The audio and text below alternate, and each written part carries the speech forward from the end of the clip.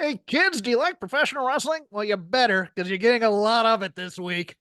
So shake them ropes. I am Jeff Hawkins. He is Chris Novembrino. It is the calm before the storm. 700 hours of professional wrestling next week. Go home shows, WrestleMania night 1 and 2, stand and deliver. Apparently, there's a New Japan show that's going to be pretty big. You have a Ring of Honor show. You have all the tertiary GCW and other shows that are around WrestleMania. I'm a little jealous because I love the city of Philadelphia so much. It's possibly my favorite drinking city. Um, but yeah, Chris, are you hunkered down? Do you have supplies? Are you gonna need someone to come in and help you at any point? I needed someone to come in and help me at any point during this last month, as I was having a full-on existential crisis on all fronts of my life. But in terms of WrestleMania weekend, We've taken this show in a dark turn, and we're not even 3 minutes in. no, it's gonna be a good show. I I think we're do about too. we're no, we're gonna Yeah. have a banger show this episode, I Oh, this think. one? Oh, Yeah, okay. I yeah, thought you yeah. were talking about Yeah, WrestleMania, and I'm kind of not unlike excited. Dustin Rhodes, every single show we do is a banger. My mustache has its own musk. Just I almost broke my TV on that one. It's like, oh, Butcher and Dustin, yeah, here for that. Let's build this. Oh, look, he looks jacked. He looks angry. He's cutting a promo. Oh, your mustache is stinky. I have a stinky mustache. Like, Just, boy, no, and why, sell me on this daddy-o. woo. Boy, Why is this rating so low? I don't I know. have no idea. We'll get into that in a bit. I am looking forward to WrestleMania though. The match card. Look, not every match has been built up spectacularly, but there's a lot of good matches in this 2 night event. It's gonna be a long weekend though, so everybody buy your snacks on Wednesday. Get supplied, get hunkered down, maybe practice if you need to, sitting on your couch all day, and then we'll be at it at Saturday. But the discourse this week, because Chris is not on Elon Musk's X/Twitter, nor is he all that plugged in to criticisms and whatnot. Meanwhile, I am just a dork who is online far too much. Audiences, the big talk of early week shows. How do I put this? AEW was in I believe Quebec City, and a lot of people were kind of frustrated that they weren't giving like that Shibata and Osprey match. That they weren't popping hard for like the count out at 1 and stuff like, and they were crowd shaming quite a bit. And then you kind of counterbalance that with the reaction to NXT giving Sean Spears and Dijak a "This is awesome" chant, and popping hard for that match, where a lot of people thought it was undeserved. And look, the NXT audience can sometimes think they're the show, but at the end of the day, I can't fault either audience for their reactions, because there are logical reasons for both. And I also am just somebody as an entertainer who has had to work crowds and had to feel crowds out, and every crowd's a little bit different. I mean, you can have the strongest material in the world, and the audience might not respond to it, and you got to change your act.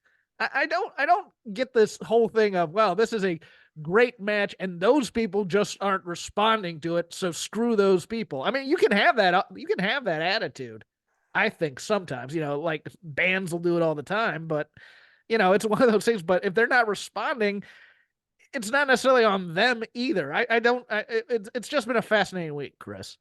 Yeah, so AEW, and we've talked about this with the commanders of the roster and that sort of thing, has really built and conditioned their audience to be have an antenna up for what I've dubbed the imported banger, as in a very talented guy from either Mexico or Japan who doesn't talk a lot, who comes out and has the good match to get somebody else over.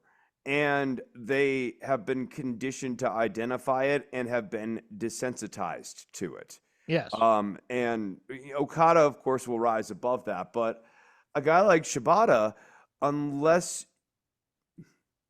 unless you're explaining who Shibata is and the mystique of Shibata 10 years ago as like a guy who could like knock you out with one kick, like that his PKs used to be lights out loser sort of level PKs. I don't know. I don't know why the audience would necessarily recognize Katsuyori Shibata from any other imported banger from Japan. Yeah, I'm gonna go into that when we get into Lazy River because I think there were some structural story problems that they could have addressed using Shibata. They only use Shibata when they're in Canada because I don't think he can get cleared in the States. But it's one of those things to me where I mean you don't need the video package necessarily for Shibata. You can they're telling the story, but they also assume everybody knows the story. It's one of those types of deals, and it's like, well, our AEW fan base is the same fan base that loved New Japan in 2014, That's a 2015, or long whatever. time It's a ago. long That's time. a really long time ago to be trying to like reach back to and say we've got equity towards. Uh, Yeah, even even inside of your own company, it can be hard to call back 10 years ago and make a convince. No, you know what I mean? no, Like no, no. I if think it's I forget what 96 I and you're forget. calling back to 86, actually I'll give you an example. WCW tried to do this with Hogan and Roddy Piper 10 Yes, years later. yes. I mean, and like you can say there are other problems going on there, but I think one of them is that time moves. 10 years is a very, very long time in just society, and it's even longer in I wrestling. think Coronet. I forget the number. It was either 4.5 or 7. That's when the audience rotates or over. You know, you get a completely new audience of wrestling fans every certain number of years. And no, history is hard. I mean, nostalgia is especially hard, especially when it's not your nostalgia necessarily, and it's a very risky. We'll talk a little bit more about I mean, this. I'll give you another example, a little, maybe a little more neutral flavored. Bobby Lashley in 2016, trying to do a callback to the big push of him in 2006, 2007, would have no salience with any of WWE's fans at that point. Right. And I think there's I mean, look, he's still a massive specimen of a man, but I mean that that crew that he has with the Street Profits has nothing on that SmackDown show for the most part right now. You know, Times change, even more recently, Brian Danielson 10 years ago versus Brian Danielson now. yeah, and we're let's now put a bookmark in this for Lazy River because I want to talk about that and Shibata and Osprey and that entire build for that main event at was it Fantasy? Is that the name of the April pay per view? I forget Da AEW. da da I da da forgot the name. da I've da forgotten the da name of da the AEW. da da da da. Are you doing Earth, Wind, and Fire for me? Yes, I am. I Tennessee, am thank doing a you. I little. Yeah, appreciate it. Thank you. I think we're gonna go see them in Chicago together on a double bill, even though they're not, the bands that they used to be, but they're always kind of connected. I think, and the band is now, I think, a lot of the children of the original Earth, Wind, and Fire. Is it? Yeah, no, I think I think they so. still have Philip Lively and they still have Maurice, or maybe Maurice was one who passed, but they have some, but like all the horns I think have been replaced by children and stuff like that. But we'll see. AEW announcing Double or Nothing will be at the MGM Grand Sunday, May 26th. I think I'm going. Kind of disappointing for me because I hate the MGM Grand. It's a terrible arena to watch a thing in because not because of the arena itself, but I don't think you have you ever been to the MGM Grand, Chris, in terms of Yes, I watching a show have. there? The Not the no, not to the watch a show. Okay, never mind. But if you try and go to the auditorium, it's a bottleneck type of experience, and it takes forever to get out of there after a show, and you feel claustrophobic. The only thing if you've ever been to the Superdome in New Orleans, it's a lot like that after coming out, which is just a tiny arena for the most part, especially for a WrestleMania. I just remember I had never felt more claustrophobic then, but the MGM Grand's like a bit of a downgrade from T-Mobile. Um, look, it's so weird because Double or Nothing over the years used to be, the big event kind of. Um, it's Vegas. It's where everything not where everything started, but it used to be where everything kind of happened for a while. Now it's kind of a with the expansion of AEW and especially going to Wembley, which they're now going to be loading up on for that show. It's kind of a second tier AEW pay-per-view, which is kind of weird for me. A little bit, a little bit. I mean, they now that they just have so many pay-per-views, That too. I think the other thing is figuring out what's the narrative schedule for this company. Now that you have 10 pay-per-views instead of the 4, where are the climaxes supposed to be in the And calendar year? that's going to be a challenge, and Yeah. I think we're going to get into that in the Lazy River as well. But it's one of those things where it's like, now that you're doing this many pay-per-views, it it it it it really puts the onus of storytelling and build in a more compact version. You can't just make matches and go, oh, this is a dream match. It's a and it's two guys who want to be the best, which is just to me, it's the laziest. I don't care who's the best because it's not for the title. And all these, it's all about who's going to be the best, are never for the world title in AEW. It's always these, it's Bryan Danielson versus Zack Sabre Jr. for who's the best technical wrestler in the world. And while I respect technical wrestling, the Yazoo are these two. I mean, it never actually settles for good. It Who's never the settles best? it. No, right? Like it's always like who's the best technical wrestler in the world between these two guys. And then the next time one of these matches happens to decide who's the best technical wrestler in the world, we do it all over again. And it might be two completely different guys. Well, we're doing that now for Danielson and Ospreay when Danielson just lost to Eddie Kingston. Clean. And it's just kind of like, we actually are going to avoid our own marketing. Wink, wink, nudge, nudge. Dream match. It'll be good. Everybody loves. I mean, I grew up in the ECW era of it ain't ballet. It's kind of ballet to me at times. It's not about who's going to beat somebody up or something. It's, are we going to have a good, clean, technical match? And you're just like, I hate Ring of Honor so much because of what it's brought to wrestling in terms of the national stage, in terms of all this code of honor, sportsmanship.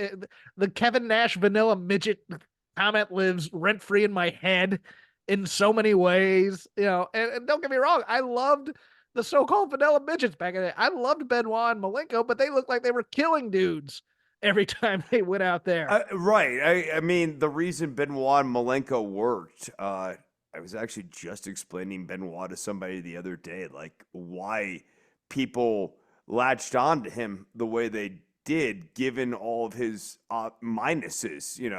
He wasn't Couldn't talk. Couldn't talk, didn't have the look. I mean, there's just a lot of things working against him.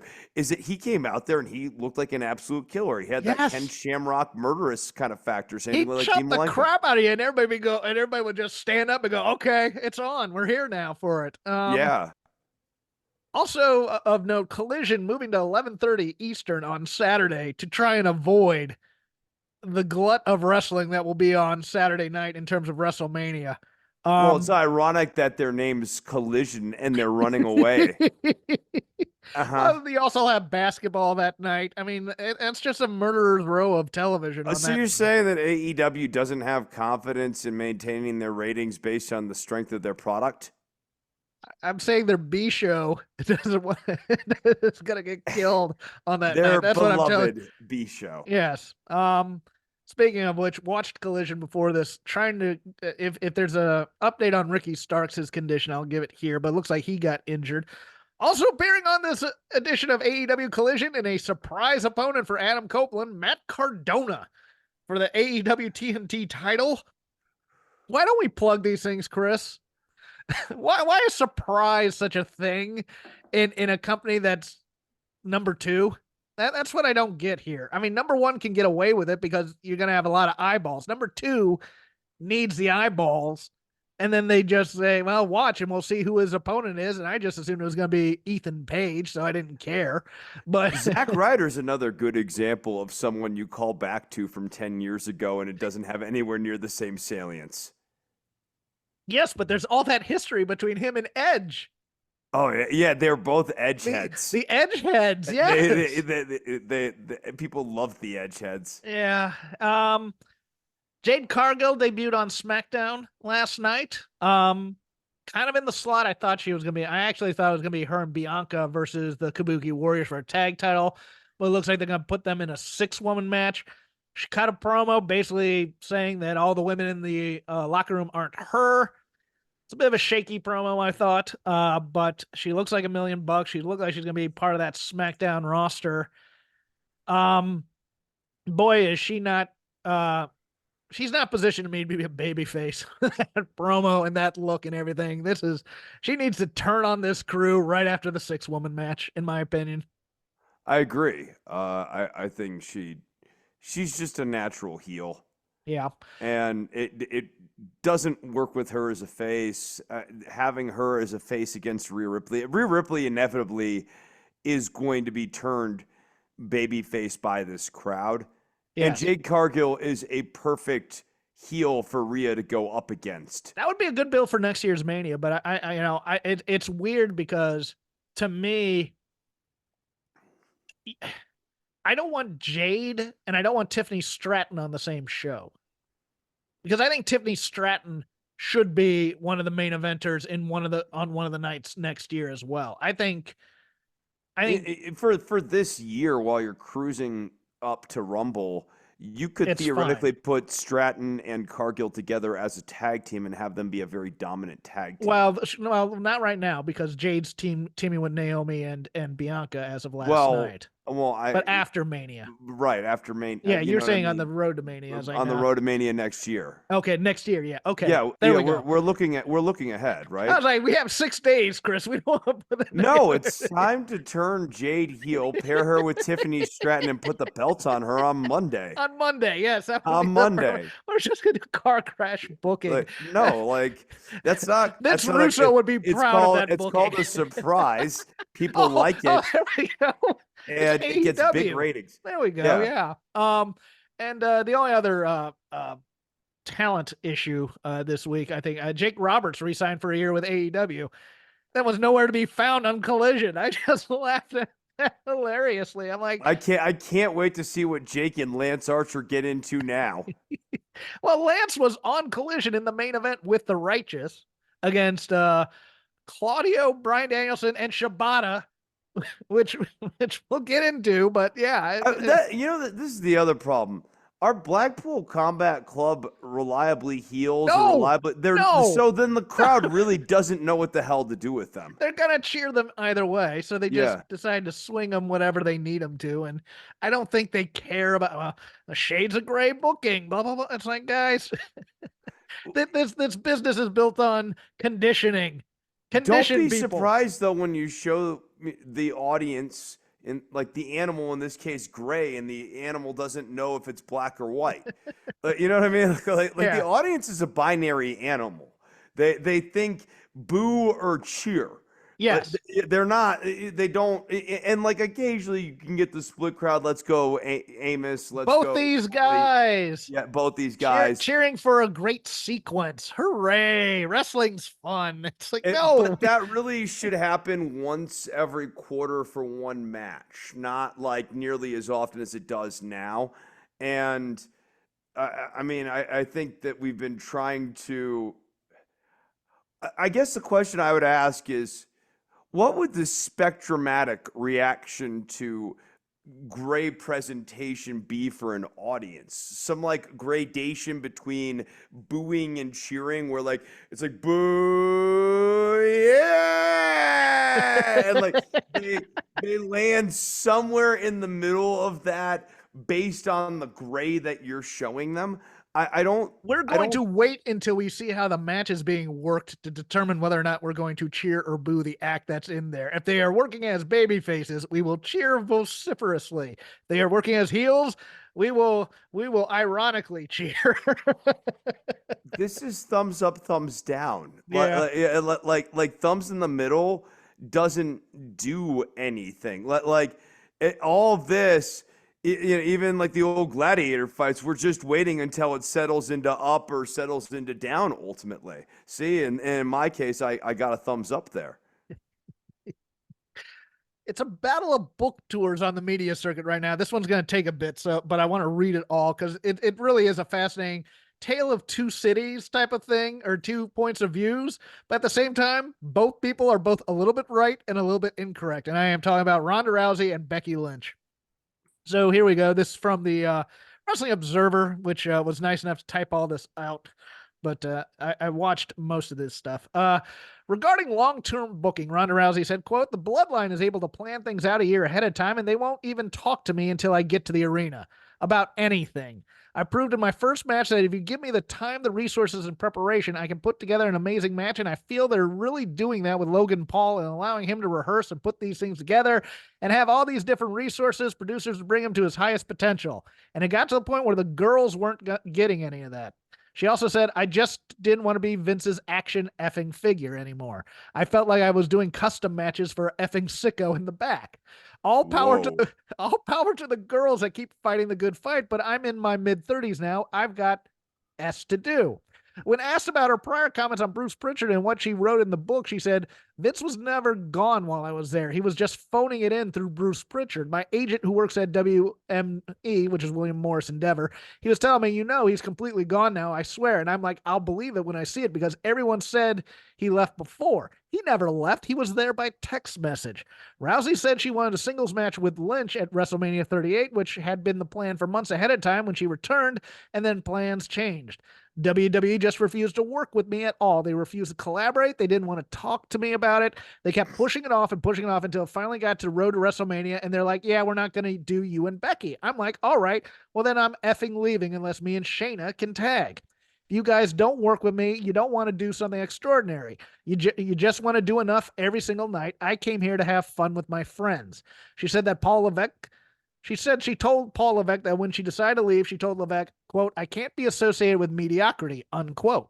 And that's what they seemed to be happy with at the time. I hope that is different now, but I can't say that I've ever experienced it any other way. She praised Levesque, as we noted. She was always positive on both Levesque and Stephanie. Triple H has been great towards the women in the company and really believing in us. He's the whole reason that I was there because he believed in me. I really wish that my last run was under Triple H and Vince being gone. About WWE, she said everything just being beholden to this near 80-year-old man who has 5 or 6 episodes of Behind the Bastards about him is not a very good business model. Regarding the Flair Ripley match, I'll let you comment on the Rousey half, and then I'll go to the Lynch half. Regarding the Flair Ripley match at last year's Mania, considered one of WWE's best bouts of the year, she said, quote, "They weren't supposed to go that long. The whole time the referee is telling them to go backstage, and Charlotte threw her big dick on the table and said, 'No, we're going to do this awesome effing match.' And that's what women wrestlers are dealing with. They're not allowed to show how effing amazing they are because, the crowd's going to be tired for the guys' match afterwards, and that's BS. I have cleaned up the language other than Charlotte and her big penis." Uh, Chris, Ronda's kind of right here. Yeah, I think, especially given the fact that this book was written probably well over a year ago now, right? So well before the allegations surfaced to the table, the stuff about custom matches and Vince's relationship with women's wrestlers and Yep. whatnot has a different level of gravitas. The timing of this book coming out intersecting with that other thing makes you really look at that section and go, huh, that's interesting. That being said, Ronda was good in those first few matches, and the quality of performance dropped the F off after Yes. that. The And it second run never was came back. bad. It The was second run bad. was actively bad. And it's interesting you say that because that's a good segue into Becky Lynch's comments, and then we can compare the two. Becky Lynch was asked about Rousey's comments by Ariel Helwani. She said, quote, I have a very different view and a very different experience in WWE. I always wanted to do this. This is what I always wanted to do. I love this. I love this. And is it perfect? No, nothing is. Nothing is. I've worked in little delis that you're like, how does this place operate? The size of WWE and the size of WWE and the amount of talent and people that go into making it go live on TV for 5 hours a week when you're just talking about Raw and SmackDown, and then you've got pay-per-views, and then you've got NXT. So there's so many people that go behind that. So you're going to be dealing with a lot of people. So you're going to be having some negative experiences. But this is my dream. I've always wanted it to be good. I've always looked at myself. How can I be better? How can I make the division better? And I've always worked to make it better. Stuff like the creative, it's not always great. There's been a history of it not making sense to me.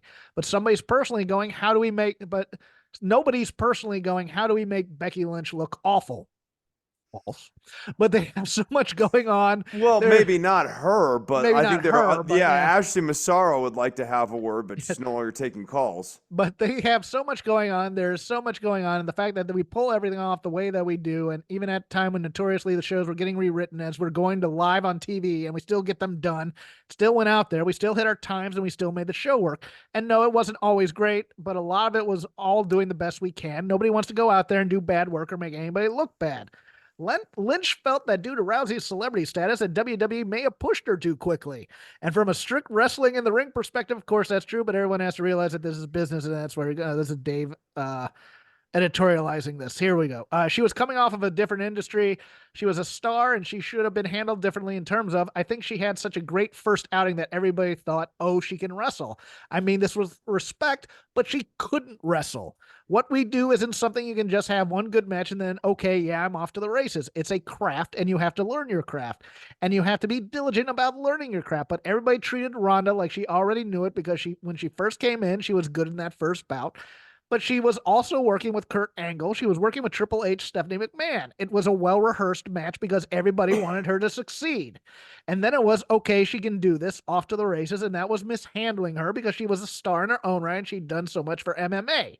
So in terms of that and booking, that wasn't done well. But my experience coming from nobody thinking that I was going to be worth anything and making myself very valuable to the company and very valuable to wrestling in general, it's because I loved it. Because I loved it and I sought out to do it. She came in and she found a place that she enjoyed, she liked, but she never sought to do it from a young age.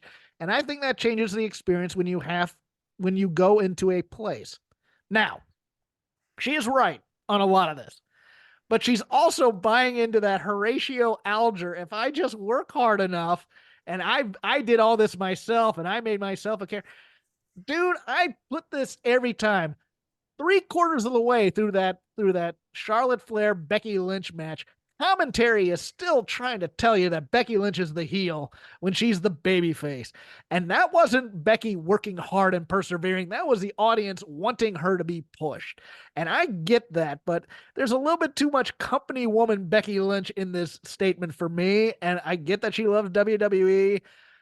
But yeah, you can't tell. You kind of nail this. Like, yeah, there are people who want you to look bad occasionally. There are people who make you look bad, and there are examples time there's and an time example again. with Becky Lynch. Right. Becky Lynch and Bianca Belair. That SummerSlam, or was it SummerSlam or Mania, when she came back, knocked out Bianca Belair and pinned her in like 30 seconds, and look, Becky did right by her and sought to do a makeup for it, but at the time, that destroyed Bianca Belair. Absolutely murder deathed her. I found that entire quote. I want to apologize in advance to my friend Jory, who's probably listening to this. I found that entire Becky Lynch quote extremely tedious. That she sounds like at once that she's just God's gift to wrestling, and Becky's good. Very good. But she's had her ups and downs for sure. And I think it sounds weirdly entitled. It's weird to say in one breath, the industry's not perfect. It's almost like one of these delis that seems to have rats going on in the kitchen. but which is sort of the implication there with this, I've worked in delis where it's like, how are you guys? So the implications that there's like, bad stuff that's underneath the food code going on in the deli. If you extend that out to the wrestling industry, then there are deep underlying problems, many of which came from Vince McMahon and her being the company man. I think does a real it does her the ultimate disservice because I think it undermines her credibility whenever she's asked about things going forward because it's so transparent. It's the weird showbiz thing, and this happens in all showbiz. It just doesn't happen in wrestling, where you get to a certain level of stardom, and you think it was all your hard work that got you there. When there was a lot of luck, a lot of casting directors who thought you had the right look, you being in the right place at the right time. It's not that you didn't work hard. It's not, No, and you nobody's you worked denying hard. that. You work hard to get your good luck. You're Yes, you're working. It's like a game of craps or something where you're working really hard to put your chips at the best position on the table. but that And seven can always it was come at any right, time. right. Yeah. Yeah, you can still get a bad roll, and circumstances beyond your control can still screw over great position, right? And I think it's really interesting as you bring up these two quotes where we have two redders here in Ronda Rousey and Becky Lynch, one of whom, Ronda Rousey, I have a much dimmer opinion of, generally speaking. I Yes. don't think much of Ronda, but what she says feels so much more authentic than what Becky Lynch, a person I have a much higher level of respect for in both, like, her accomplishments and just generally speaking. Uh, what Becky's saying here is so silly. It's And Academy Award type stuff where they go up there yeah, and they tell you how important acting and our craft is to the world and what we mean to, and you're just kind of like going, all right, it's important just to say everybody in something that real, room right man. now. Yeah, just say something real. Just say something real. It's all I want. Yeah. Good do it for the news. I'm going to the lazy river, but I am going to read the ratings. Oh, no, never mind. I do have a silly story for you here, Chris. Jesse Ventura announced that they would be launching Jesse Ventura Farms, a cannabis brand. The idea that they are pushing it that he's the first person to serve in major public office to start a cannabis brand. Ventura, while a politician, was always in favor of marijuana laws legal reform. Chris, will you be picking up any Jesse Ventura Farms cannabis? Yeah, marijuana is an exciting new product that you're hearing more and more these days about. And I think that Jesse Ventura offers something new and different to the market beyond the 850 strains of cannabis that are already there. It makes you paranoid about. Oh, so it's a sativa. She should have just called it Gorilla, and I would have been great with it. But yeah. So that'll do it for for the news segment. Lazy River AEW Dynamite scary rating. It's Dave's words on March 27th. 747,000 viewers with a 0.23 in the demo of 18 to 49 and 0.13 in 18 to 34, far lower than usual. It was the lowest total viewer audience for the show in its regular time slot since April 7th, 2021. Lowest in 18 to 49 since June 24th, 2020. NXT 601,000.17 in 18 to 49. Raw, which had Punk and an unadvertised appearance by him and The Rock, 1.729 million viewers, 0.57 in the demo. SmackDown did 2.235 against the NCAA tournament, which is pretty damn good, 0.61 in the demo. But the number was the lowest year in both categories, but the number had to be considered good based on the competition. So, AEW Dynamite did not do well, and everybody's look, people aren't setting their hair on fire necessarily. People are kind of being tough on people like us who seek to go with that. But I think there's just simple storytelling stuff that AEW isn't doing well. And I want to start the lazy river with Dynamite. Oh, Oh, well, go I ahead. guess Sorry. I'll look at it like this, right? You just dropped a bunch of money on Kazuchika Okada and other talent acquisitions with the hope, Mercedes Monet, with the hope of boosting intrigue in the product and boosting ratings and putting a jolt of energy into this. I'm not laying this ratings number at Okada and Monet at their doors, but I'm sort of laying it at AEW's door that you just spent a lot of capital acquiring things to, put gas in the engine, so to say, and the car's moving slower now. And I blame the organization A little bit. uh, and utilization. You know, there are issues going on here. That to me is the story with the AEW rating number. I don't want to overfocus on Monet and Okada. It's just that this company has just gone through a big spending phase on talent, and you would expect with a big spending phase on talent to see some sort of ratings number. And then the debate is that boost in the ratings worth it, a la CM Punk a couple of years ago? Yeah, I think I mean, look, the major problem to me is nothing to do with the company at all. It has to do with the amount of wrestling that's on there and the amount of shelf space being taken up because, look, WWE's on a hot streak.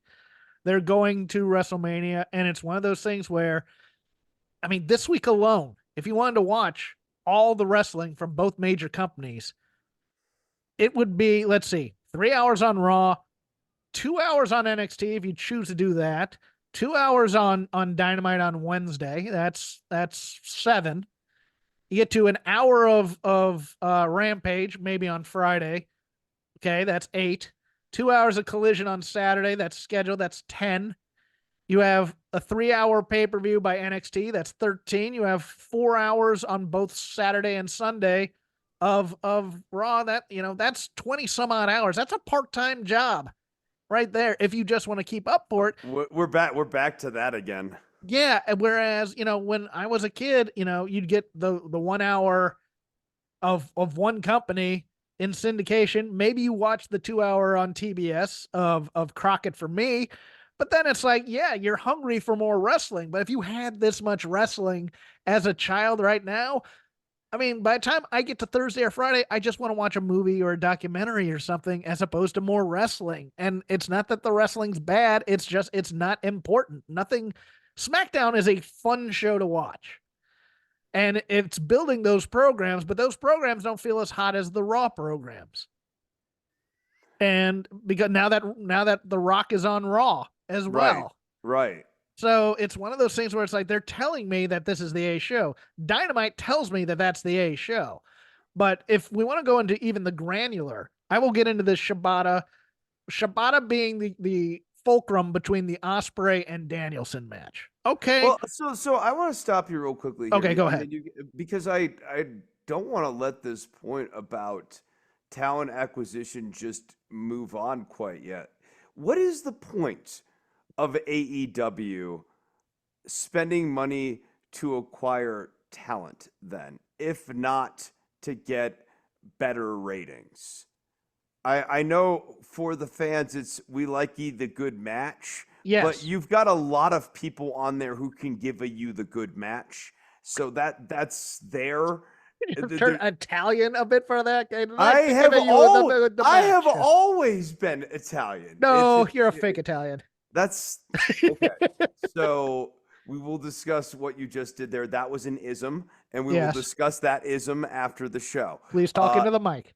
I'm gonna use my microphone. That was an ism, Jeffrey. That's another. That was sarcasm. Yes. Yeah. I apologize to any Italians who might have been offended by me calling Chris a fake Italian. Because he's not. He's pure Italian. Exactly. Not Sicilian, but he's Italian. Well, it doesn't really. It's all part of the same. It doesn't. You know what? He's not Chico Marx. That's what I'm telling you. I don't like what you're doing right here. But okay. the point is, AEW has lots of people who can deliver high quality work rate matches. Yes. So to me, the reason you would spend, because Adam Copeland wasn't cheap either. No. So the reason you spend money on any of these guys is, one, that you start building the show around them in a serious way.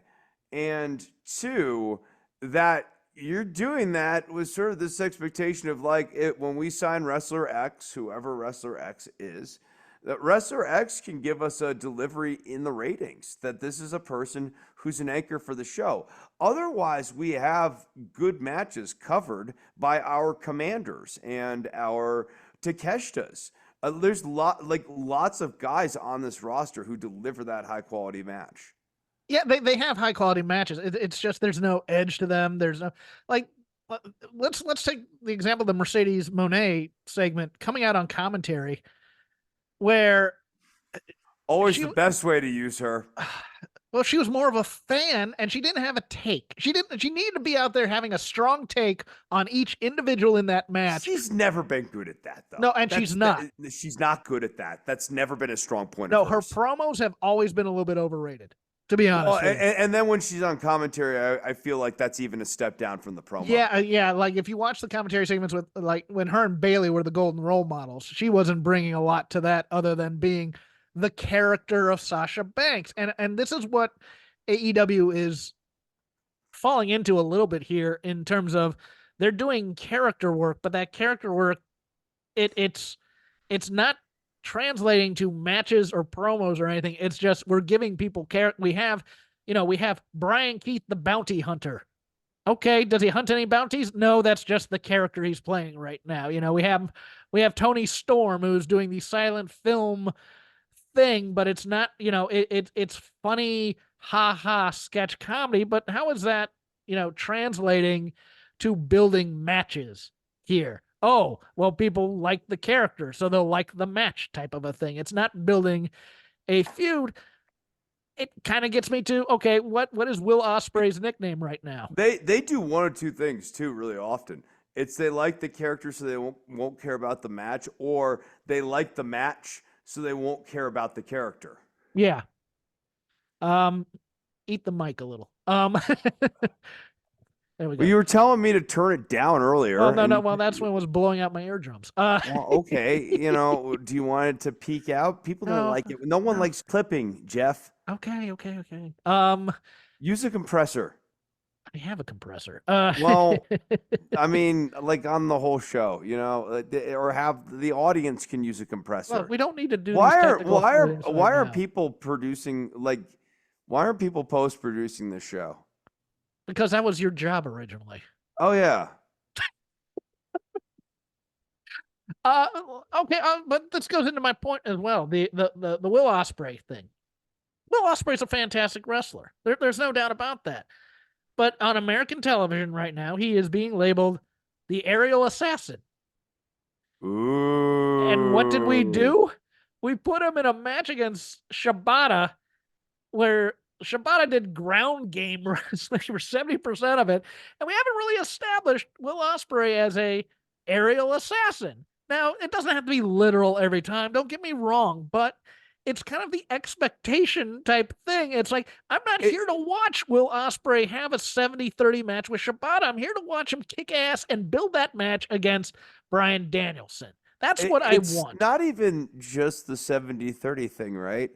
It's the nature of the 70-30 being that Shibata repeatedly grounded Ospreay, and Ospreay had to get to the ropes to get out of all of the groundings. Commentary is putting this over. His aerial moves should fluster Shibata early in the match. Yes. Shibata should have an almost win, because the story they're telling is about a match they had 7 years ago where Shibata beat him. Okay, have Shibata almost beat him, and then have Ospreay do all this cool stuff aerially and beat Shibata. And I would have Ospreay get the first 10%, 15% of the match with big aerial moves, and force Shibata to have to regroup. Yeah, and realizing then and then you kind of you get into the ground game. Shibata regroups, gets into the ground game. He gets control of the match, and then Ospreay takes over and wins. But I would also just go, okay, how are we going to do this? Okay, we're going to have Shibata face Danielson on a collision. Okay, great. And what story are we telling? We're telling the story of, Shibata really beat down Will Ospreay, and we're going to use him as the go-between Danielson and Ospreay. Okay, great. Go ahead. Sorry. If you want to protect Shibata a little bit more, especially since you're planning on using him the next night, and you want to get over Ospreay as the aerial assassin. Osprey hitting like a devastating looking missile drop kick to the outside that forces Shibata to not be able to answer the 10 count and get counted out. That would have been That would fine. that would have been a great way to get it over. Osprey gets back in and Shibata can't get back in the ring. Like it's a 10 count off of a missile drop Or kick. my idea was That works. because the Shibata Danielson match was last week on Collision. You have Danielson beat Shibata with the move that Shibata beat Osprey with. Okay, great. So now Osprey's going to be facing Shibata on Wednesday. Okay, cool. Maybe there's some lingering effects of that Danielson match on Shibata, and Osprey just runs through the guy or whatever. Or you do a beat the clock because Osprey wants to show that he's better than Danielson.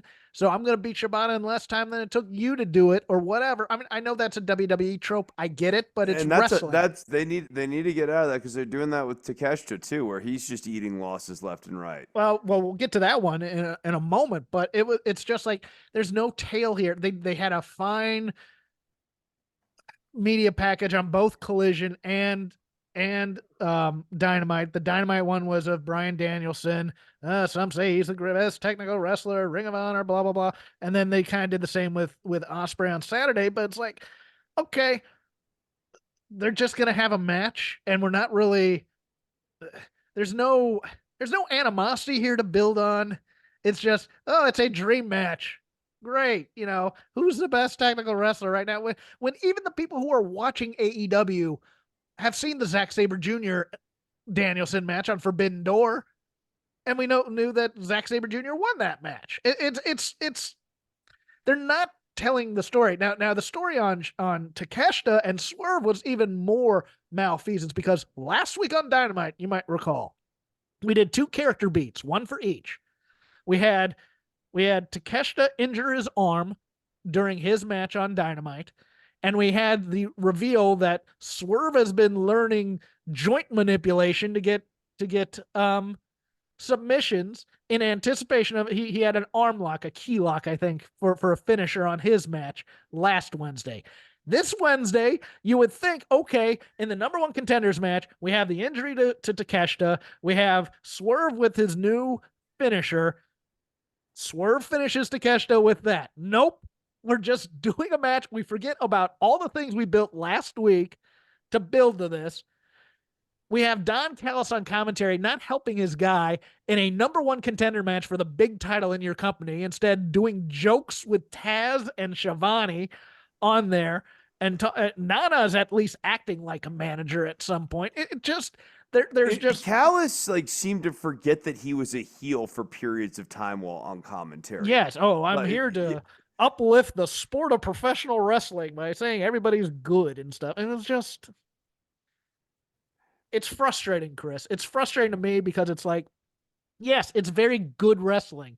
And the people who were raised on compilations and, notebooks and spreadsheets of what their favorite match was during the year. And so how weekly, many people was that though? I know that's a lot of people who are listening to shows like this this, one. Yeah. but how many people even among the wrestling fan base is that? Or are they kids who grew up doing RKOs to each other?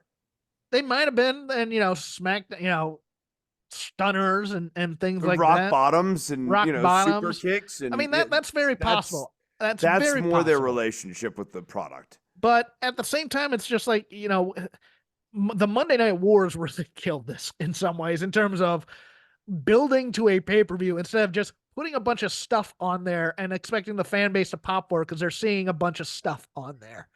And it's you need to take a step back and realize that the weekly television is to build things. And you're wanting to build people and keep them away from each other. And I watch wrestling to watch good wrestling. I have this argument with somebody from Voices every week. And I go, that's fine. We'll have a TV main event. But everything else should be build.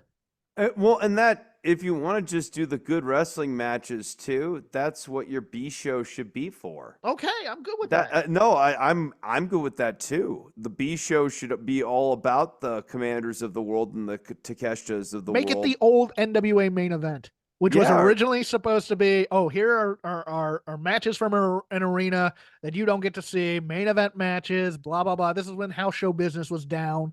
So they decided to start putting and then eventually it just became another weekly television squash match show that sucked. right. But yeah, like kind of, like the early days of WCW Saturday Night Night too. Same Yeah, idea.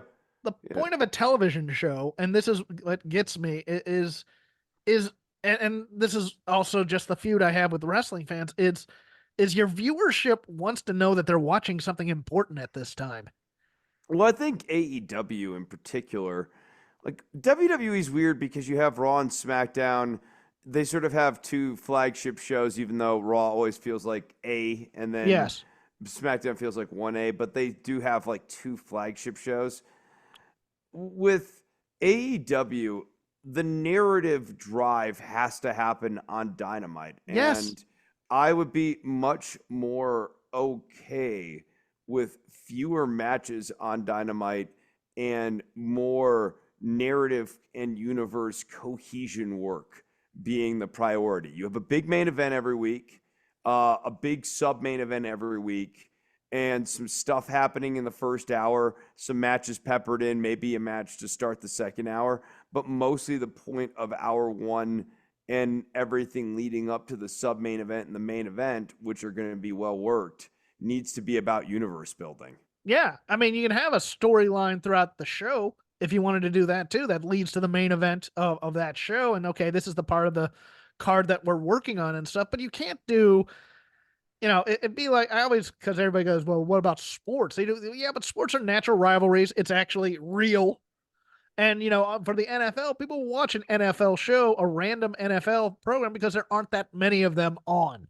There's wrestling on every week, and you're gonna have to figure out what people like in wrestling and then put that on there as opposed to what you like in wrestling and put that on there. If they did an episode of Game of Thrones where it's just guys riding through the countryside and they just come upon a random army and they do a bunch of sword fights and whatever, everybody's just going to watch it and go, what the hell was that? What did that have to do with anything?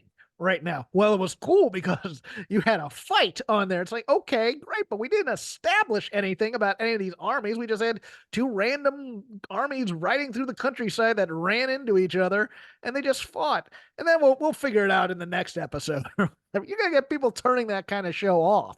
So it's you have to live with the fact that this is a television product and you have to build your television product. People aren't just going to show up and go, well, this is good wrestling. And that the A show needs to have a much smaller cast. Going back to Yeah. Okada and Monet, once you acquire those two talents, in my formula, they are now the focal point of the sub main event and main event every week, maybe switching back and forth. Like one week, Okada is doing a thing in the sub main event, or maybe he has a thing in the opening segment, and Monet is the main event, and vice versa. But Yes. like when you're bringing in these people, especially if you want them to draw the ratings that you want them to draw, you've got to run it through them. And I think it is And the problem a is neither are problem. there It's a for the problem that Okada can't get close to the main title right now. right. That's where I was going to go with that and Monet because Monet is going for Same the thing. TBS title right now as Same opposed to the thing. big belt. These are two characters that are going for secondary titles, but they are the big stars on your and Osprey is being kept way to the side too on a dream match type thing while we're I mean Swerve is still hot, but he's cooling down quick.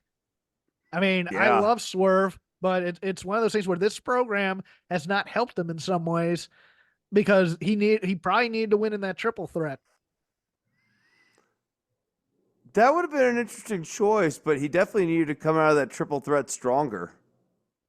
Yeah, and instead it looks like he's just, hey, that was a triple threat. We're not even going to count that. I'm now going in. This is the feud we should have been building the whole time, and it's really it's not clicking with me. And I think Swerve as a babyface is also kind of a problem as well because he was far more interesting as a bad guy.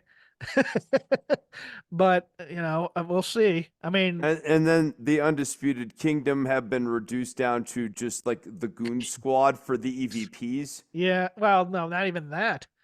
Well, I They're mean, like just they're not part of the EVP faction, but the way they were deployed on that tournament bracket, they are just the sub bosses that the yes, baby faces need to get to, and it just further solidifies that the Undisputed Kingdom are a lower tier faction. yes. It's everything's mixed up narratively, but I think we've dwelled on this long enough. Go ahead with your first point here. Man, we got a lot of dynamite done already, so I think I'm not gonna do dynamite at this point. Okay, I may go back to it.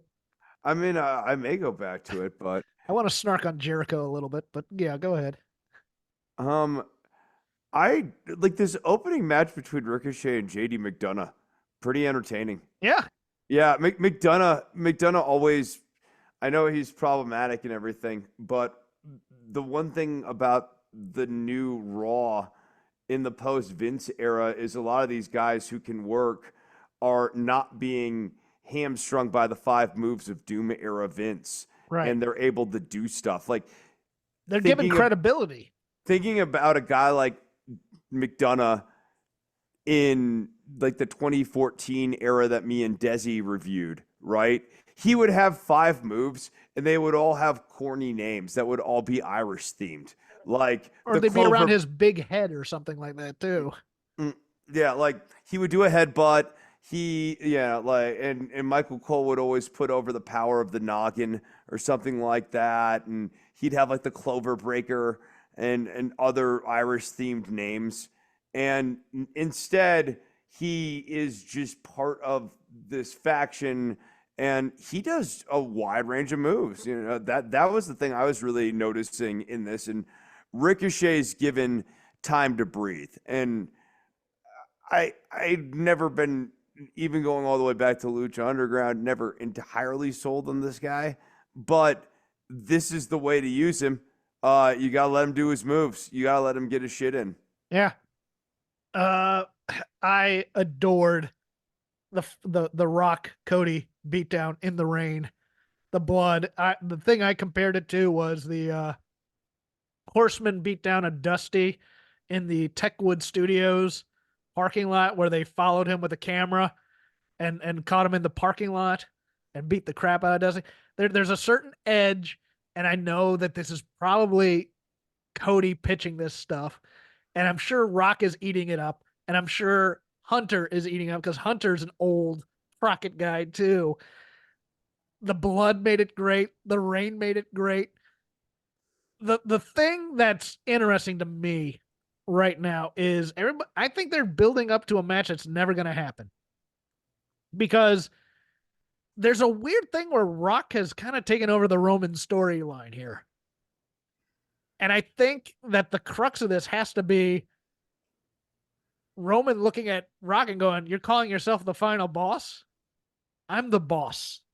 I need to put you in your place." And I think it eventually turns into like a Rock versus Roman story after WrestleMania versus a Rock going after Cody story. It's intriguing in a way, but it's also at the same time. But man, that beatdown. That's what I want in professional wrestling. It was important. It was vicious. It was you know it was a little Rock talky a little bit. He was talking throughout the whole thing, but it felt like the wrestling of my youth where it's like all these bad people are in there for a television taping. Something bad needs to happen to somebody, and you don't want to do that every week, but a nice bloody angle to build to your biggest show is money to me. And I wish there would be more care in the other company, which seemed to just do blood willy-nilly, especially when Moxley's around. Make it count. Make these things count. Make the vicious beatdowns count. And then you can have television after that gives some resonance and builds your big matches. But it just feels like we do things just to do things in the other company at times. Not that WWE's perfect in any No, way. but this was such a strong close It to the was it show. was I mean, great. it's a no contest. What was a stronger close to the show? Swerve versus Takeshita Yeah. or this? No, this is pretty sweet. You know what I thought was surprising and made sense and was good was Bronson Reed beating Sami Zayn. Yes. I thought that it would have been a classic blunder that was a survivable one to beat Bronson Reed on the way to, and Bronson Reed's been strong. And I Vince would would have done that. Vince would have totally, had Bronson totally. Reed lose to Sammy on the way because we don't want to make him weak. This gives you a little bit of doubt. And I haven't been the look, I like Sammy and Gunther as a match. I'm not sold on Sammy being the one to dethrone Gunther though. I'm not either, but then you introduce Chad Gable doing the Apollo Creed Rocky thing Yes. with Sami Zayn talking about being focused.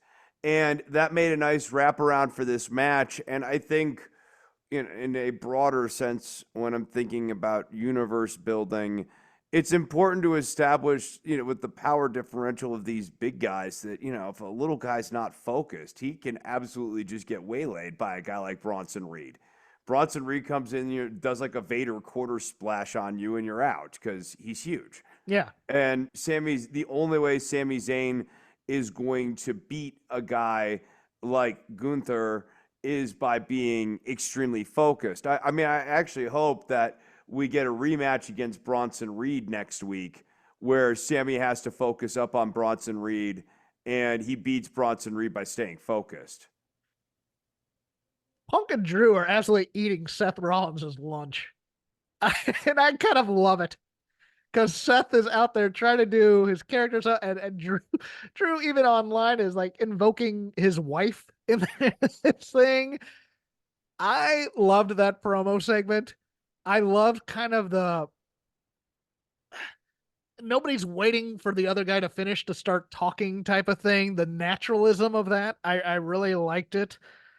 Uh, Look, we've praised Drew McIntyre every week since this program started, but Drew just being the ultimate stir of crap in this entire company, where he's just like, Oh, and I Punk for his part was very, very good this oh, and week. Punk was great too. He was Because unbelievable. Once we got into the Vince stuff, I mean, just opening that in that was classic Punk energy. yeah, and it felt like he's towing that line of dangerous, even though it was probably approved by management. That's the thing that live TV has missed, and it's why I love Punk so much. Well, It, and it was very natural. What was good about it was that it was natural in both the kayfabe and meta sense. Drew McIntyre was invoking that he was dubbed the chosen one 10 years yes, ago. yes. Going back to this whole 10 years ago, like running theme through the show here. And Punk's like, no, I'm not going to let you off that easily with that line. Like, who was the one who called you the chosen one 10 years ago? It wasn't just anybody. What something of moral I forgot what the phrasing Yeah, was that Punk was bastion using. of, yeah, like, Bastion of moral. morality or whatever. Yeah. I just like, oh, Vince is somewhere throwing a dog through a television watching that. And at the same time, it's actually amazing heel characterization that Drew McIntyre is so like amoral at this point that he doesn't matter that like a shit person called him the chosen one. The only thing he's listening to is the part where he got called the chosen Yes, yes. one. Your turn, sir. um oh man, yeah, that was good. New Day really just feels like they're here at this point. It's kind of, I feel bad for those guys. There's a lot of those kind of groups within this. Although I think they're going to bring it for that 6 tag team ladder match. I mean, they're there, but at the same time, it's like, the Street Profits feel kind of there. And you'd think they'd be doing something big in this ladder match, but they're not going to be in it. You'd think Legado del Fantasma would be in it. I don't think are they in it or are they not? I don't think No, they are because they beat they are. they beat the Garzas. Oh I'm yeah, incorrect that's on that. right. Yeah. So then I guess now we can move over to Awesome Truth. well, okay. Uh, that that our true segment where he's like, I'm just on commentary, and Miz starts getting the crap kicked out of him. Like, I feel like Cole and commentary should have kicked him out of the booth. Like maybe that should have been the punchline, but just leaving R-Truth there, like to sort of like gawk as it all goes down, I thought made him look. I mean, he's never, presented as the brightest character, but like I just thought it made him look implausibly stupid. It's weird because it toes the line of making everybody laugh, but also undermining the program. Because like I love when McAfee just decides to turn on Cole and join Miz and Truth and burying Michael Cole when he says something. It's like, yeah, that's poop. Because McAfee is such the joy of Pat McAfee is he's a absolute wild card who will not listen to production at all and just be a child when he wants to say something and start trouble. But at the same time, it's like you have R-Truth who really never there's never been that moment where you feared for R-Truth's safety after to get the emotional resonance to then bring back, and maybe he's kind of no longer happy-go-lucky after getting beat up and being in this match. It's just all pure Saturday morning cartoon. Oh, DIY is Regeneration X, that kind of thing. And you're just Oh, like, you want the beat of reality in there to ground R-Truth, and you never get that like you did. Like we were kind of comparing him to Jimmy Boogie Woogie Man Valiant, who was a comedy character, but when he got beat up and he got angry about it. R-Truth just seems to go, oh, I'm still part of the Judgment Day. no, he's like a cartoon character in the sense that there's no long-term memory formation. Yes. Yeah, every day is the same day. I'm going to change gears here to NXT. Okay. Lola Vice should have annihilated Yes. whoever came out to the ring. This It, was it was absolutely amazing. it was absolutely ridiculous that she came out and she's been pushed down and pushed down at this point, and she's basically saying, "I am tough. I'm going to fight whoever comes out here." It's actually kind of a babyface thing, and it's a very natural sort of babyface turning point. She's now on her own. Out comes Natty, and Lola should have beaten Natty. There is no reason Natty should win anything. This is Impact. This is Impact thinking. Natty makes her one trip to NXT a year to work with the young kids to have the good match because she had that one good match with Charlotte, and took her through the paces. So we now trust her to come work with the young people. But there is no value in Natty beating your developmental people. None. Zero. None. Nada. Nada. And why do we need to keep Natty strong? She never wins anything. And no offense, they push her once a year, and we start to see stuff, and then we just decide, no, we're not going to do that and then then she starts making cat puns or whatever. Right. And now we're way past the point where we would even remotely entertain doing stuff like that with her. On the other hand, in losing, I'm going to counteract with this. Dakota Kai is a great ragdoll. I watched SmackDown last night, and I had watched SmackDown last week. And look, she's not supposed to have um, the heft of an Io or an Asuka or a Kyrie, and that's fine. She went up real easy for Jade last night. She is an unheralded MVP of a women's roster when she's healthy because she does sly character work as either a babyface or a heel. She's not going to be the most overpowering presence when you watch her in terms of wrestling flow, but she's solid. And then you can beat her and ragdoll her. She takes bumps that are amazing at times for somebody of her frame. She will die for you to get you over. And that segment with Naomi and Bianca and Jade, the match was okay. I wouldn't say it was great, but her going out for Jade like that and just getting killed on the power bomb. Dakota Kai, always a welcome present. She's a nuts and bolts person. And I think you need good nuts and bolts people, and you still need to give them credibility at times. I just want to be, I just want to do the natty plan and go up and have her beat somebody from developmental you see something in. But yeah, I wanted to give a shout out to her. Yeah. Next from NXT, Ilya Dragunov and Channing Stacks Lorenzo. This was another match where the energy was just way off. This grudging respect thing at the No, end because we don't want to commit to turning the family heel. I am sorry. We have gone. You threw the man in a trunk and you made him think about things in an existential way by himself on a bridge. One of the worst things that can be done to a person. And at this point, the family are obviously heels. yeah, we've gone too much into lore of the character on these NXT things in terms of, oh, they're a good guy mafia now. Okay, great. They're good guys, but they're also the mafia, They're and also the like mafia. yeah, Yes. and like two spoonfuls of each. They Yeah. do mafia stuff, but then they also got hearts of gold while they're doing the crimes. And I find it baffling. Like Lorenzo's job here should have been to be targeting a limb, and commentary should have been saying stuff like, it looks like Lorenzo's not even trying to win the match. He's just going after Dragunov's knee, or he's just going after Dragunov's elbow because his finishing move's an elbow.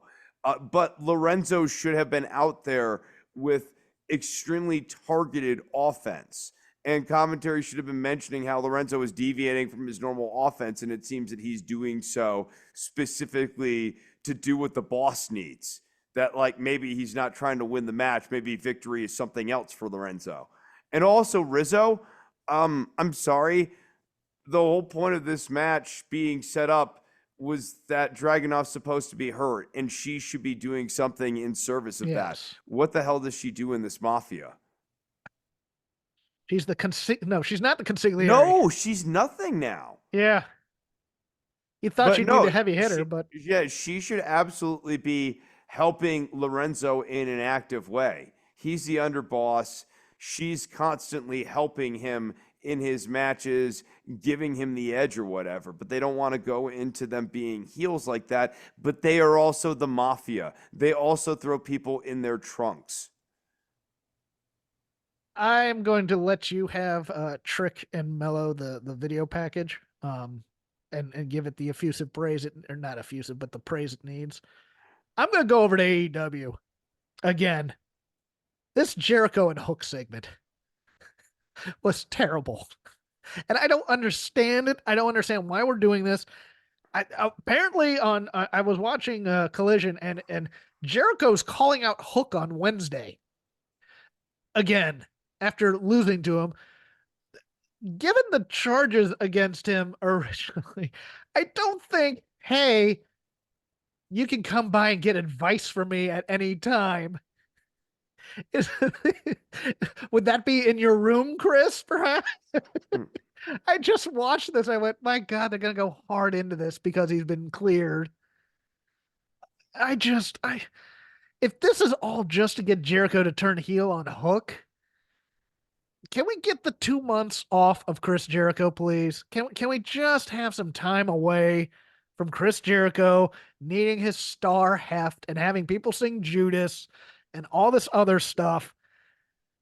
I don't see it. I don't. Hook already beat you. Are you gonna get your win back? Are you gonna get your heat back? Is he gonna murder death you? Probably not. This program stinks, and I know Hook doesn't have the stroke to cancel it, but it doesn't it reeks of Natty and Lola Vice to me. It's, oh, the veterans got just be in the ring for me for a while and then you'll get over. That doesn't happen unless you kill the guy.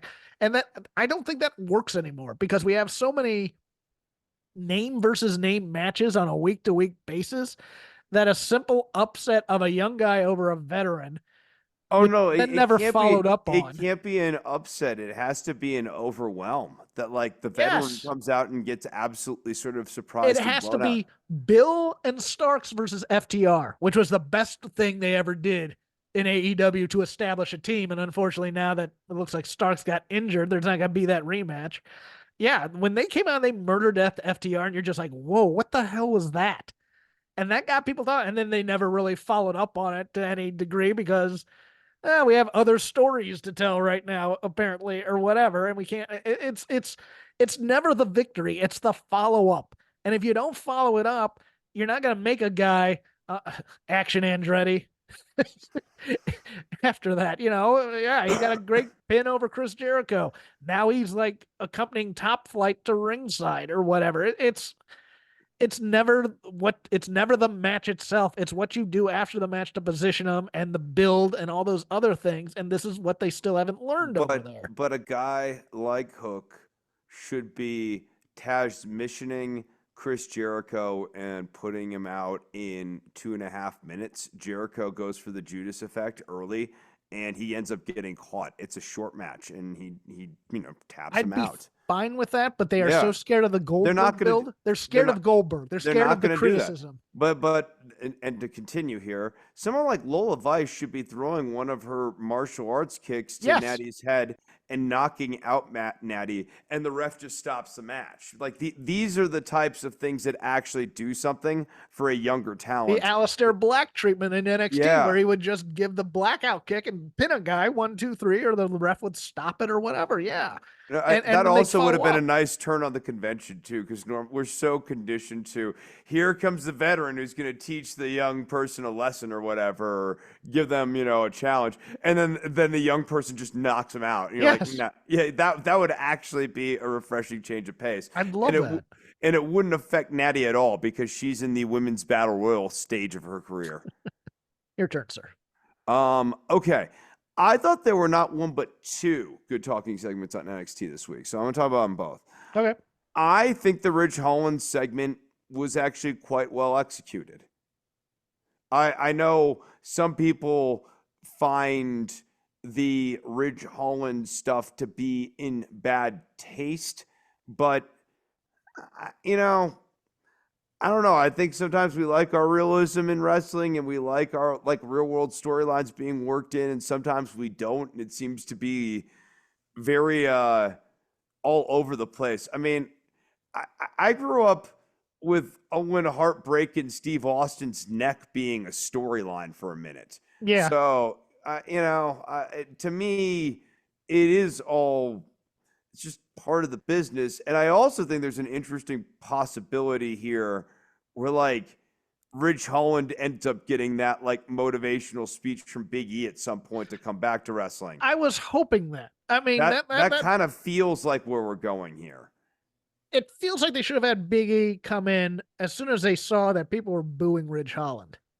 Because the casting here, they wanted to cast Ridge Holland as a babyface, and the crowd wasn't having it.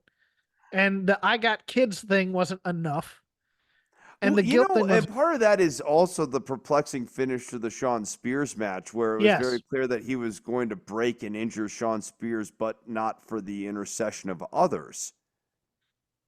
Yeah, they should have had the Big E reconciliation moment earlier to me. I mean, we may get that now and you can build that up, I guess, but it's like once you see that it's not working because people are still mad at him, you got to book that segment. You got to book Big E coming out and going, look, there's injuries that happen in this business all the time. I forgive you, brother, whatever. Or I mean, Mark Henry. the putting Ridge Holland up against Shawn Spears to me was the original sin in Yeah. this chain of events, because Shawn Spears' return was not viewed as some menacing heel making his return who we all hated. People were like, "Oh, it's the 10 guy. You're right. I'm excited about the 10 guy. 10, 10." And Ridge Holland just has like that cool theme song, but like has nothing else about him at this point. Yeah, we do that. Then we cast him as a heel. Then we put him up against Dijak. It's just like, okay. Which I again further not for nothing, that happened before the Ridge Holland Right. segment later on in the show. So I think that confuses the audience even more. Yeah. When the presentation of Spears colors the presentation of Holland. So we're hot off of cheering for Spears against Dijak because like he's older, or he's a little bit older, and he's obviously smaller than Dijak, and Dijak has been presented with more authority, We just need to and get rid of that mohawk on Sean Spears. That's the thing that kills me about it. It's like he's a smaller guy with a mo. It was the same problem with Ciampa when he first came in. He looked like a I liked the taxi driver mohawk on Ciampa. okay. The other talking segment. The um Carmelo Hayes and Trick Williams This was segment. fantastic. Oh, this was so good. That old football pro that they had talking about revenge and how he loves revenge or whatever. Yeah. I just thought that stuff, man. I don't know if they scripted that stuff for that guy or that guy was just freewheeling, but that was some high level like NPC dialogue in one of these promos. Yeah, I'm trying to remember who it was because It really made the segment. I watched it so long ago. I can't I remember. thought Carmelo and Trick for both of their parts were great. I thought there were a lot of other things going on there that were great, but that guy in particular, I just thought really set off the entire segment and just took that segment from good to great. Get it up. Keep vamping a bit. Um, I I think this is an interesting place to take this feud. I think they were stronger together. I think it was more fun loving them than hating them. And Carmelo with the SWAT team still feels a little bit goofy. Like the SWAT guys make him seem like a joke somehow. They don't make him seem menacing. They make him seem like a wimp. I love these hype videos though that they're doing, and they're asking different people, their opinions of Trick and Mello, and so I agree though with Brian Alvarez. This thing needs to be for the title, and they missed that window because they kept it on Ilya, and I've not seen the football player. I forgot they're just not doing the I whole mean, I thing. think it being not being for a title certainly hurts. I think would have been it would have been better if Carmelo, had stabbed Trick in the back for the title shot, right? Yeah, And now that they're not fighting for anything other than like, I mean, the thing that pride. really hurts the pride, and the thing that really hurts this feud is that Carmelo is coming into this hot off of getting his ass kicked by Ilya. Yeah, So not only that, but getting his ass kicked over on SmackDown too. You remember we had the right before the Royal Rumble, Carmella was getting beat like every week by somebody on SmackDown. Trick came out to it's like, and Trick got the big pop, and you're just like, Carmella hasn't been kept strong anywhere, and I don't even know if they can bring him up to the main roster full time after this without well, building him back up again. and having him get beaten by Ilya really Yeah, begs the obvious question of what is the point of this match for Carmelo then after he beats Trick Williams and secures his pride? yeah, that's gonna be very very odd. I'm gonna make a prediction here. What you got? Um, and it's NXT related. I think Obafemi wins that Andre the Giant Battle Royal. I think so. They like their Obafemi. They like their Obafemi a lot, and it's not any of the guys that they've announced so far. So there's probably gonna be a surprise. Braun Strowman may come back. I don't know. I could see that happening too. They love their Obafemi, and this match, this triple threat, it's gonna be interesting. It's a hoss fight. It's a meat match. I love me some Josh Briggs. Um, and Dijak's solid. So that's gonna be an interesting match next Saturday. But I don't have anything else for my lazy river right I now. don't have anything else either. I think we got it all. Yeah, we've exhausted it. But next week, big previews for Stand and Deliver and WrestleMania. Gonna be a big weekend for the Fed, as people hate when I call it that. So I'm calling it that. But this has been Shake Them Ropes. You can follow me on Twitter at CrapGame13. You can't follow Chris on Twitter. You can follow him on Instagram at Dr. Nove, DOCTOR_NOV. You can just follow the show as it goes along at Shake Them Ropes. I update that as episodes come out. We are part of the Voices of Wrestling Podcasting Network. Big week for us here, too.